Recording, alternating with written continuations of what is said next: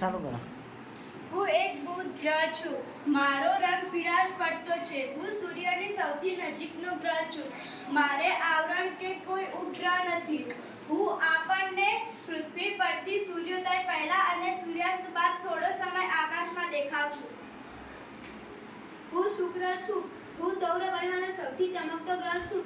હું કંદ અને વજનમાં પૃથ્વીને જેવો જ છું, જાણે પૃથ્વીને જોડ્યો ભાઈ. હું કંદ અને હું ચળકાટમાં ચંદ્રને મળતો આવું છું. મારી આસપાસ કોઈ વાયુઓ અને વાદળોનો બધાન કારણે મારો અભ્યાસ બહુ થઈ શકે નથી. હું પૃથ્વી છું. મંગળ અને શુક્રની વચ્ચે મારું સ્થાન છે. હું મારી ધરી પર 24 કલાકમાં એક કાંટો પૂરો કરું છું, જ્યારે સૂર્યને લગભગ 365 દિવસમાં એક કાંટો પૂરો કરે છે. રાત, ઋતુ, દિવસ ફક્ત અહીં જોવા મળે છે. હું એક ઉપગ્રહ ચંદ્ર છું. હું મંગળ છું. હું લાલ રંગનો સુંદર ચમકતો ગ્રહ છું. મારા પર ઓછું વાતાવરણ છે. મારા 2 ઉપગ્રહો છે.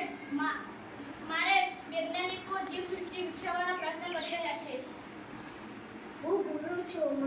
હું આછો પીળાશ પડતો સફેદ ગ્રહ છું. મારી આસપાસ વાયુઓનું વાતાવરણ છે. હું ખૂબ ઠંડો ગ્રહ હોય એવું મનાય છે. હું સૌરમંડળમાં સૌથી મોટો ગ્રહ છું. મારા 79 ઉપગ્રહો છે, જેમાં પણ વૈજ્ઞાનિકોમાં મતભેદતા જોવા મળે છે. આ મોટા ભીમકા દૂરબીનથી જોતા મારી ટપકાવાળી સપાટી મનોહર લાગે છે. હું શનિ ગ્રહ છું.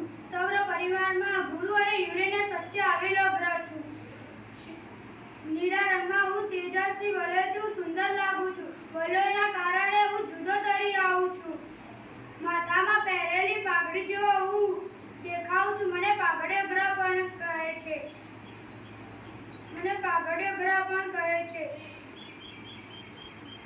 મારા ઘરે 62 ઘણા ઉપગ્રહો છે. સૂર્યથી દૂર હોવાના કારણે મારી સપાટીનું તાપમાન ઓછું છે. મારું નામ યુરેનસ છે. હું એક ઠંડો ગ્રહ છું. હું પૃથ્વી સામેના દૂરબીનથી દેખાતો નથી. ત્યાં સૂર્યની કિરણ પણ આછી ચાંદની જેવી લાગે છે. હું એક ઠંડો ગ્રહ છું. હું એક નેપચ્યુન છું. મારો ગ્રહ નીલા રંગનો છે. મારા વાતાવરણમાં એક મિથેન નામનો ઝેરી વાયુ છે. મારા વાતાવરણમાં પણ પૃથ્વી જેમ એક ઋતુ પરિવર્તન થતું જોવા મળે છે.